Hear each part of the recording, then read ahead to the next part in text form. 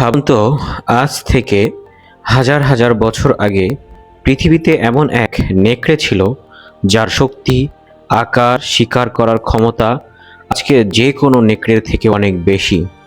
এই প্রাণীটির নাম হলো ডায়ার উলফ।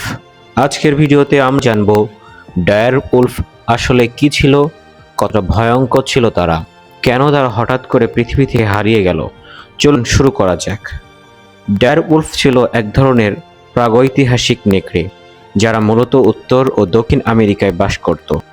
এরা সাধারণ নেকড়ের মতো দেখালেও আকারে অনেক বড়, শরীর বেশি ভারী এবং কামড় ছিল অনেক শক্তিশালী। বিজ্ঞানীরা মনে করেন এরা প্রায় 10,000 বছর আগে বিলুপ্ত হয়ে যায়। একটি ডায়ার উলফ ওজন হতে পারে 60 থেকে 70 কেজি বা তারও বেশি। এদের দাঁত ছিল মোটা ও শক্ত, হাড় ভাঙার মতো কামড় দিতে পারত, দলবদ্ধভাবে শিকার করত। মানে যদি একা কোনো প্রাণী তাদের সামনে পড়ত, তার বেঁচে যাওয়া খুবই কঠিন ছিল। ডায়ার উলফরা ছিল মাংসশাসী শিকার। তাদের প্রধান শিকার ছিল বাইসন, ঘোড়া, বড় হরিণ, এমনকি কিছু ক্ষেত্রে ম্যামথের মতো বড় প্রাণীর ওপরও আক্রমণ করত। এরা সাধারণত দলবদ্ধভাবে আক্রমণ করত, যা তাদের আরও বেশি ভয়ঙ্কর করে তোলেতে। ডায়ার উলফরা মূলত বরফ যুগে বাস করত, ঠান্ডা পরিবেশে অভ্যস্ত ছিল, খোলা প্রান্তর ও জঙ্গলে ঘুরে বেড়াত। শিকারের জন্য বড় এলাকা খুঁজে সেখানে শিকার করত। সবচেয়ে বেশি জীবাশ্ম পাওয়া গেছে আমেরিকার বিভিন্ন জায়গায়। এখন প্রশ্ন হলো, এত শক্তিশালী প্রাণী কেন হারিয়ে গেল? বিজ্ঞানীরা কয়েকটি কারণ মনে করেন: জলবায়ু পরিবর্তন, বড় শিকার কমে যাওয়া, মানুষের শিকার। এইসব কারণে ধীরে ধীরে ডায়ার উলফের সংখ্যা কমে যায় এবং একসময় তারা পুরোপুরি বিলুপ্ত হয়ে যায়। বর্তমানে অনেকেই ডায়ার উলফকে চেনে গেম অফ থ্রোনস সিরিজের মাধ্যমে। সেখানে এগুলোকে বিশাল, শক্তিশালী ও রহস্যময় প্রাণী হিসেবে দেখানো হয়েছে।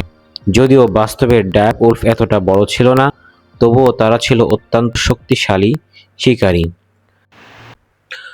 বর্তমানে ডায়ার উলফকে আবার ফিরিয়ে আনার চেষ্টা করছে একটি বিশেষ বায়োটেক কোম্পানি। কোম্পানির কাজ করছে কিভাবে ডায়ার উলফকে ফিরিয়ে নিয়ে আসা যায়। এই কোম্পানিটি যুক্তরাষ্ট্র ভিত্তিক একটি আধুনিক জেনেটিক ইঞ্জিনিয়ারিং প্রতিষ্ঠান, যারা বিলুপ্ত প্রাণীদের আবার ফিরিয়ে আনার চেষ্টা করছে। তারা কিভাবে কাজ করছে? বিজ্ঞানীরা প্রাচীন ডায়ার উলফের ডিএনএ সংগ্রহ করে, তারপর আধুনিক নেকড়ে এর জিন পরিবর্তন করে, প্রযুক্তি ব্যবহার করে সেই ডিএনএ মিলিয়ে নতুন প্রাণী তৈরি করছে। সহজভাবে বললে, পুরোপুরি আসল ডায়ার উলফ নয়, বরং ডায়ার উলফের মতো নতুন নেকড়ে তৈরি করা হচ্ছে। ইতিমধ্যে কি হয়েছে? 2024 এবং 2025 সালে তারা কিছু ডায়ার উলফ সদৃশ বাচ্চা তৈরি করেছে। তাদের নাম রাখা হয়েছে রোমুলস, রেমুস, খায়েলিসি। এগুলো দেখতে ডায়ার উলফের মতো হলেও আসলে এগুলো জেনেটিকভাবে পরিবর্তিত আধুনিক নেকড়ে। সব বিজ্ঞানী একমত না। অনেক বিশেষজ্ঞ বলেন এগুলো আসল ডায়ার উলফ নয়, কারণ ডিএনএ পুরোপুরি একই নয়, বরং এটি হাইব্রিড, মডিফাইড উলফ। ভবিষ্যৎ পরিকল্পনা: এই কোম্পানির লক্ষ্য শুধু ডায়ার উলফ নয়, আরও অনেক প্রাণী ফিরিয়ে আনা। সহজভাবে উপসংহার হলো, এই কোম্পানি যারা ডায়ার উলফকে ফিরিয়ে আনার চেষ্টা করছে, কিন্তু তারা এখনও আসল ডায়ার উলফ বানাতে পারেনি, বরং ডায়ার উলফের মতো নতুন প্রাণী তৈরি করেছে। আজকে আমি আপনাদের কাছে একটি প্রশ্ন রেখে গেলাম যে, আদৌ কি ডায়ার উলফকে ফিরিয়ে নিয়ে আসা সম্ভব কিনা?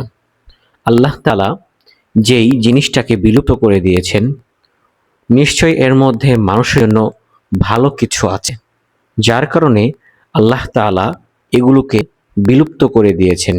তিনি মহান সৃষ্টিকর্তা, তিনি জানেন যে মানুষের জন্য কোনটা প্রয়োজনীয় আর কোনটা অপ্রয়োজনীয়। আল্লাহ তাআলা এটাকে যেহেতু বিলুপ্ত করে দিয়েছেন, এটাকে নিয়ে আসা যার চেষ্টা করছে, নিঃসন্দেহে তারা মূর্খতার পরিচয় দিচ্ছে।